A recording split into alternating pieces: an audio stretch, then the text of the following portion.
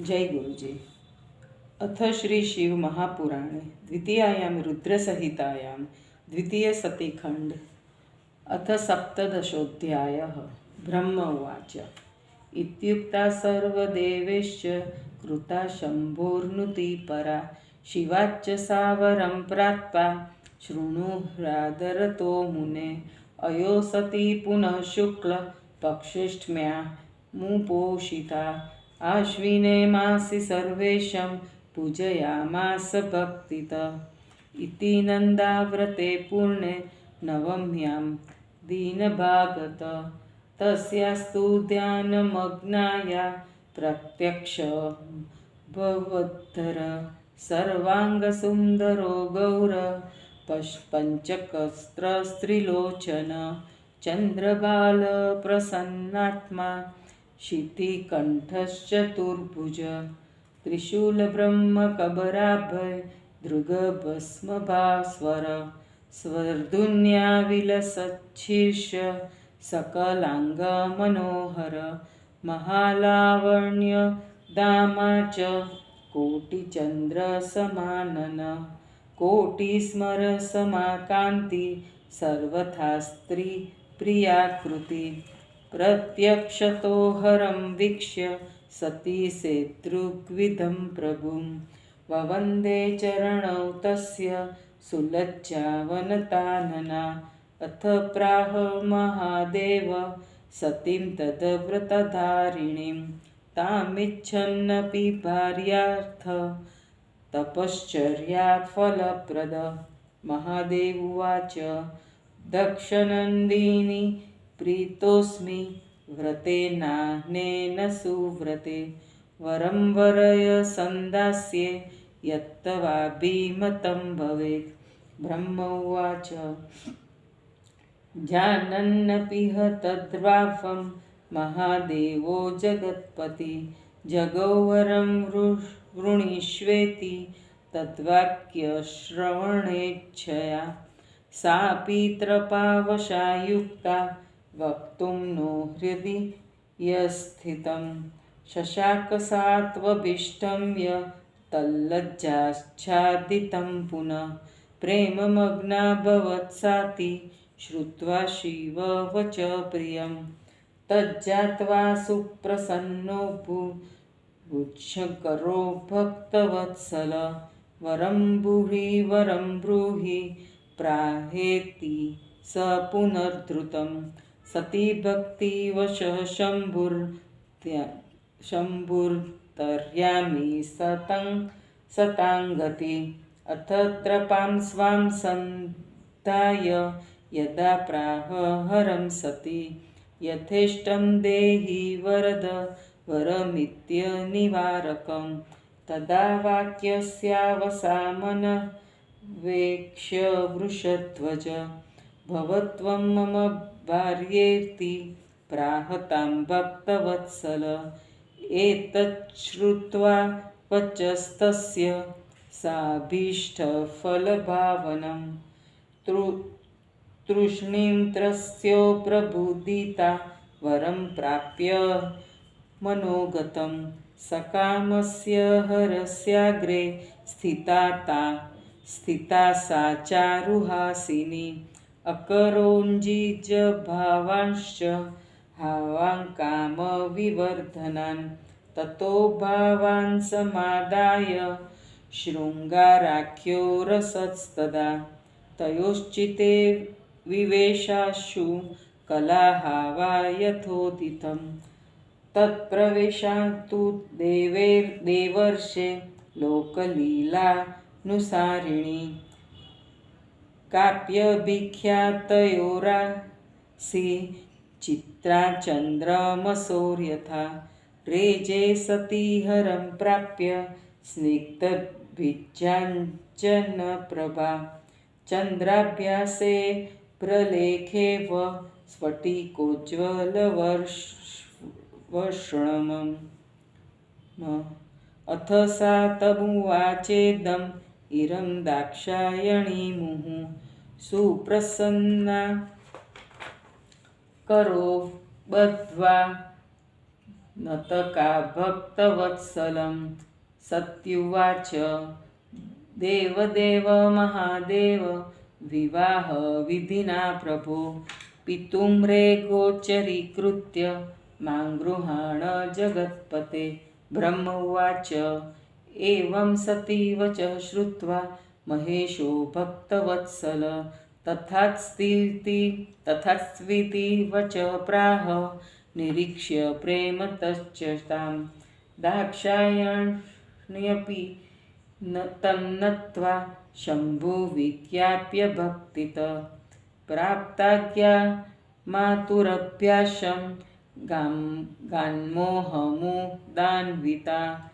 हरोऽपि हिमवत्प्रस्थं प्रविश्यं च निजाश्रमं दाक्षायणी वियोगात्वे कृच्छ्रं ध्यानपरोऽभवत् समाधाय मनः शम्भुर्लौकिकी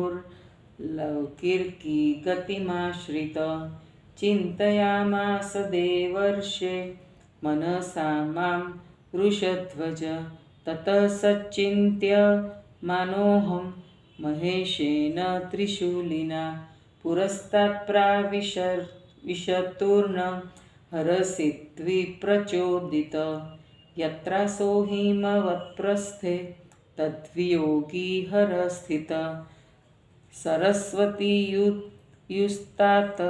तत्रैव समुपस्थितः सरस्वतीयुतं मा च देवर्षे वीक्ष्य स प्रभु उत्सुकप्रेमबन्धश्च सत्या शम्भुवाच अहं ब्रह्मन् स्वार्थपरः परिग्रहकृतौ च यत् तदा स्वत्वमिव स्वार्थे प्रतिभाति ममाधुना अहमाराधितसत्या दाक्षायण्याय भक्तितः तस्यै वरो मया दत्तो नन्दाव्रतप्रभावत भर्ता भवेति च तया मत्तो ब्रह्मन् वरोवृत मम मार्या भवेत्युक्तं मया तुष्टेन सर्वथा यथा वदतदामासा सती दाक्षायणी त्विति पितुर्मे गोचरीकृत्य मा गृहाण जगत्पते तदप्यङ्गीकृतं ब्रह्मन् मया तद्वतितुष्टितः सा गता भवनं मातुरहमत्रागतो विधे तस्मान्त्वं गच्छ भवनं दक्षस्य मम शासनात् तां दक्षोऽपि यथा कन्यां दद्यान्मेरं तथा वद सती वियोगभङ्गं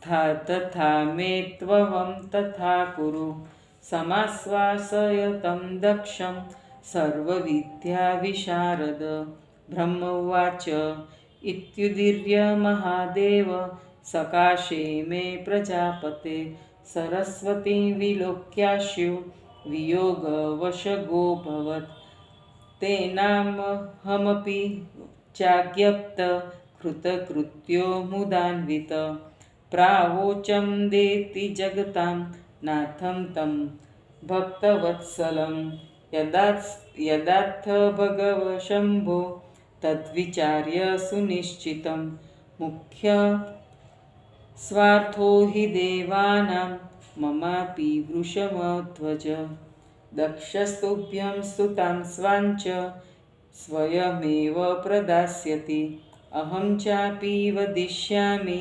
त्वद्वाक्यं तत्समक्षत इत्युदीर्यं महादेवमहं सर्वेश्वरं प्रभुम् अगं दक्षनिलयं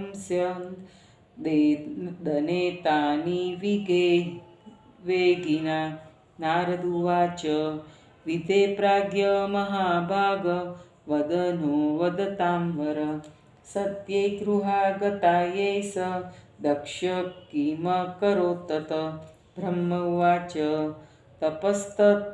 तपस्तप्त्वा वरं प्राप्य मनोभिलषितं सति गृहं गत्वा पितुमार्तुं प्रणाममकरो तदा मात्रे पित्रेय तत्सर्व समाचख्यो महेश्वरात् वरप्राप्ति स्वसंख्या वै सत्यास्तुष्टात् तु भक्ति माता पिता च वृत्तान्तं सर्वश्रुत्वा सुखी मुखात् आनन्दं परमं लेभे चक्रे च परमोत्सवं द्रव्यं ददो द्विजातिभ्यो यथामिष्टमुद्धारति अन्येभ्यश्वान्ददीनेभ्यो विरीणी च महामना विरीणी च तां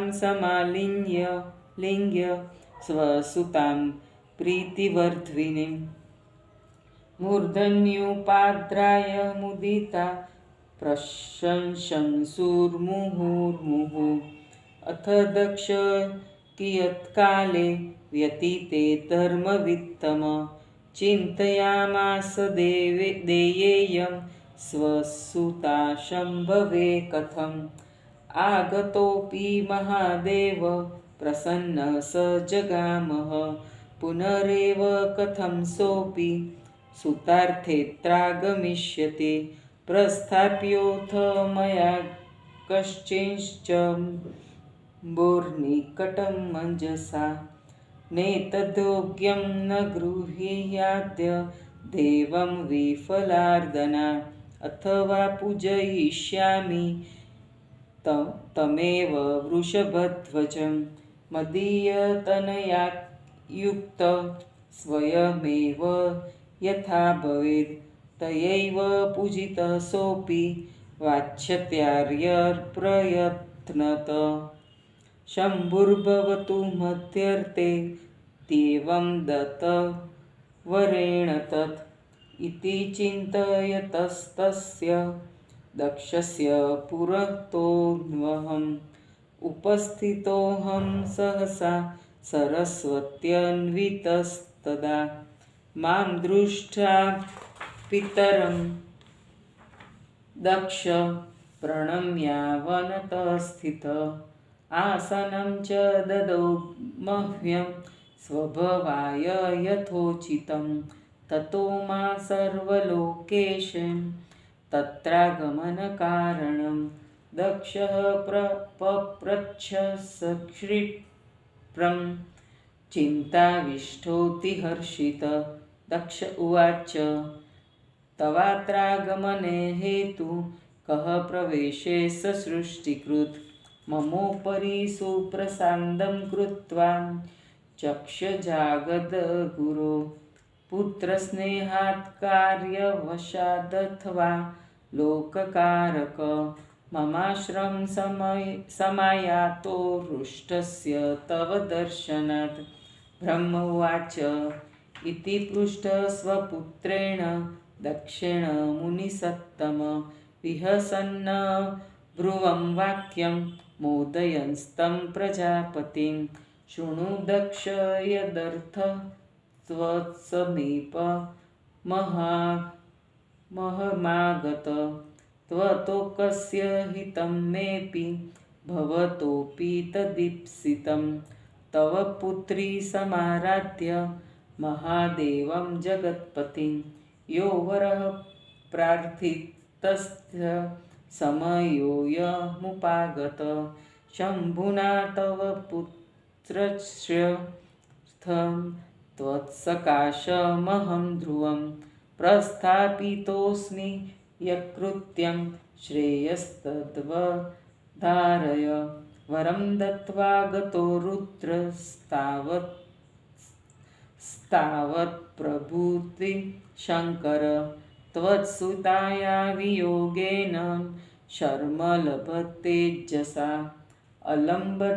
अलम्दच्छित्तमदनो जिगाय गिरिशं नयम् सर्वे पुष्पमयैर्ब्राह्मणे तन्कृत्वापि भूरिशः स कामबाणाविदोऽपि परित्यज्यात्मचिन्तनं सतीं विचिन्तयन्नास्ते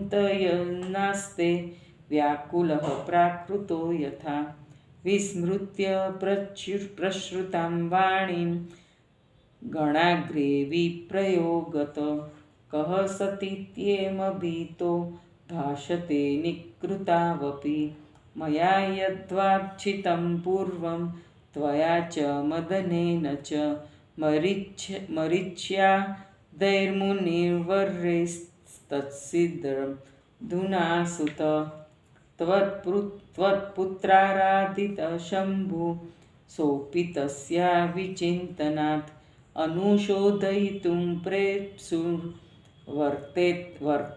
हिमवद्रिरो यथा नानाविधैर्भावे सत्त्वतेन व्रतेन च शम्भुराराधितस्तेन तथैवाराध्यते सति तस्मात्तु दक्षतनयां शमम्भर्वर्थ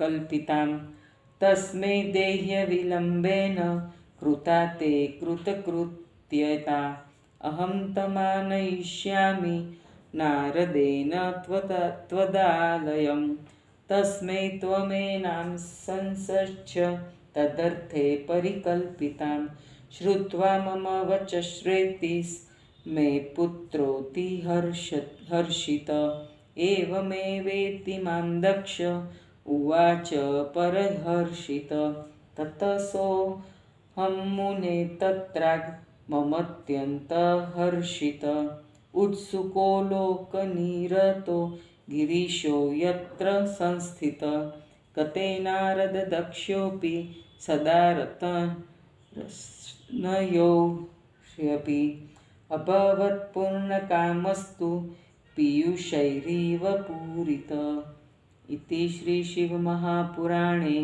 द्वितीयायां रुद्रसंहितायां द्वितीये सतीखण्डे सतीवरलाभो नाम सप्तदशोऽध्यायः।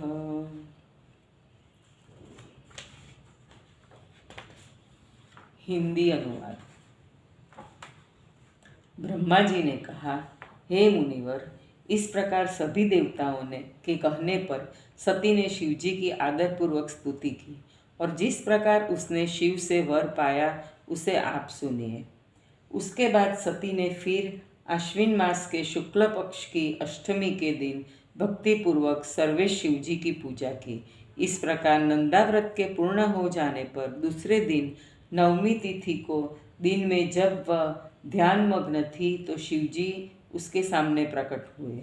सर्वांग सुंदर गौरवर्ण 5 मुख 3 नेत्र चंद्रशेखर प्रसन्नचित शितिकंठ चतुर्भुज त्रिशूल जटाजूट अभयदान देने वाले भस्म से दीप्यमान सिर पर गंगा जी को धारण किए हुए संपूर्ण शरीरावयवों से मन को हरने वाले महान शोभा के घर करोड़ों चंद्रमा के समान सुंदर मुख वाले करोड़ों कामदेवों के समान कांति वाले स्त्रीजनों को प्रिय लगने वाली आकृति वाले इस प्रकार के परम प्रभु शिव जी को अपने सामने देखकर लज्जा से नीचे की ओर मुख करके सती ने उनके चरणों को प्रणाम किया। सदव्रत को करने वाली उस सती को अपनी पत्नी के रूप में चाहते हुए भी महादेव जी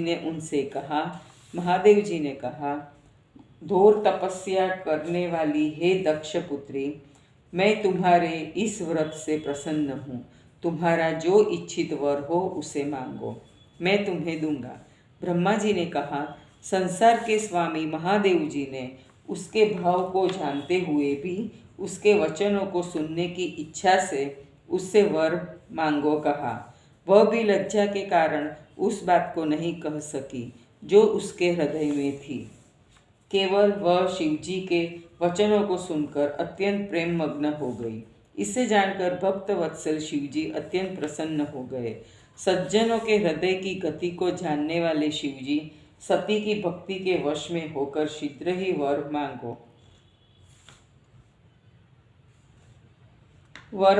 मांगो कहने लगे। अपने लज्जा भाव को धारण कर सती ने शिवजी से कहा, हे वरद, आप अपनी इच्छा से जो वर देना चाहे वह वर मुझे दीजिए। तब भक्तवत्सल शिवजी ने सती के वाक्य को पूरा होने से पहले ही उनसे कहा, तुम मेरी पत्नी हो जाओ। इस प्रकार अपने मन के अनुकूल शिवजी के वचन को सुनकर मन ही मन प्रसन्न होकर सती चुप रही। काम भावना युक्त शिवजी के सामने वह मंद मुस्कान करती हुई सती काम को बढ़ाने वाले हाव भावों को करने लगी। उसके बाद सती के हाव भावों को स्वीकार कर श्रृंगार रस ने उन दोनों के हृदय में प्रवेश किया। हे देवर्षि, सांसारिक लीला का अनुसरण करने वाले उन दोनों के मन में उस श्रृंगार रस का प्रवेश हो जाने से चित्रा नक्षत्र से युक्त चंद्रमा की भ्रांति अनुपम शोभा हो गई। स्निग्ध अंजन के समान कांति वाली सती शिवजी को पाकर उस प्रकार शोभित हुई जैसे अभ्रलेखा चंद्रमा को पाकर शोभित होती है। तब वह सती प्रसन्न होकर हाथ जोड़कर भक्तवत्सल शिवजी से नतमस्तक होकर कहने लगी। सती ने कहा, हे देव महादेव जगतपति, मेरे पिताजी के सामने विवाह विधि द्वारा आप मुझे ग्रहण करें। ब्रह्मा जी ने कहा। इस प्रकार सती के वचनों को सुनकर भक्तवत्सल शिवजी ने उसकी प्रार्थना को स्वीकार कर सती की ओर प्रेम पूर्वक देखा। सती भी भक्ति पूर्वक शिवजी को प्रणाम कर और उनसे आज्ञा लेकर प्रसन्नता पूर्वक अपनी माता के पास आई। इधर शिवजी भी अपने आश्रम हिमालय में जाकर दक्षायणी के विरह से ध्यान मग्न नहीं हो सके। उसके बाद हे देवर्षि, संसारिक गति को स्वीकार कर शिवजी ने मन से मेरा स्मरण किया। त्रिशूल धारण करने वाले शिवजी द्वारा ध्यान किया गया मैं शीघ्र ही उनकी सिद्धि से प्रेरित होकर उनके समीप पहुंच गया। हिमालय की जिस चोटी पर वे सती के वियोग से बैठे हुए थे, वहां मैं हे तात सरस्वती जी को साथ लेकर पहुंच गया। हे देवर्षि, सरस्वती के साथ मुझे आया हुआ देखकर प्रभु शिवजी ने सती को प्रेम से बंद कर मुझसे कहा। शिवजी ने कहा, हे ब्रह्मा जी, मैं इस समय विवाह रूपी स्वार्थ में लगा हूँ। मुझे स्वार्थ में इस समय अपनापन प्रतीत हो रहा है। दक्ष प्रजापति की पुत्री सती ने भक्तिपूर्वक मेरी आराधना की और मैंने भी नंदाव्रत के प्रभाव से उसे वरदान दिया है। हे ब्रह्मा जी, उसने मुझे पति रूप से वरण किया और मैंने भी प्रसन्न होकर उसको पत्नी रूप में स्वीकार कर लिया। दक्ष प्रजापति की कन्या सती ने मुझसे प्रार्थना की कि हे जगतपति, आप मेरे पिताजी के सामने मुझे ग्रहण करें। हे ब्रह्मा जी, मैंने उसकी भक्ति से प्रसन्न होकर वह भी स्वीकार कर लिया। वह अपनी माँ के घर चली गई और मैं यहाँ चला आया। इसलिए तुम मेरी आज्ञा से दक्ष के घर जाकर उससे कहो कि वह शीघ्र ही मुझे कन्यादान दे। सभी विद्याओं के जानने वाले हे ब्रह्मा जी, दक्ष प्रजापति को समझकर तुम ऐसा करो जिससे मेरा सती वियोग दूर हो जाए। ब्रह्मा जी ने कहा। इतना कहकर महादेव जी मेरे समीप बैठी हुई सरस्वती जी को देखकर सती के वियोग के कष्ट का अनुभव करने लगी। मैं उनसे आज्ञा पाकर कृतकृत्य और प्रसन्न होकर उन भक्तवत्सल शिवजी को संसार का स्वामी कहने लगा। ब्रह्मा जी ने कहा, हे भगवान, हे शिवजी, जो आपने विचार कर निश्चित रूप से कहा है, हे वृषभ ध्वज, उसमें देवताओं का तथा मेरा भी स्वार्थ है। यद्यपि दक्ष प्रजापति आपको अपनी कन्या स्वयं ही देगा, फिर भी मैं आपकी बात को उससे कहता हूँ। ब्रह्मा जी ने कहा। इस प्रकार सर्वेश्वर प्रभु महादेव जी से कहकर मैं अत्यंत वेग से चलने वाले रथ में बैठकर दक्ष के घर गया। नारद जी ने कहा, हे विधि, हे प्राज्ञ, हे महाभाग, हे बोलने वालों में श्रेष्ठ, सती के घर चले आने पर उसके बाद दक्ष ने क्या किया? ब्रह्मा जी ने कहा, तपस्या करने के बाद इच्छानुकूल वर पाकर उस सती ने घर आकर अपने माता पिता को प्रणाम किया।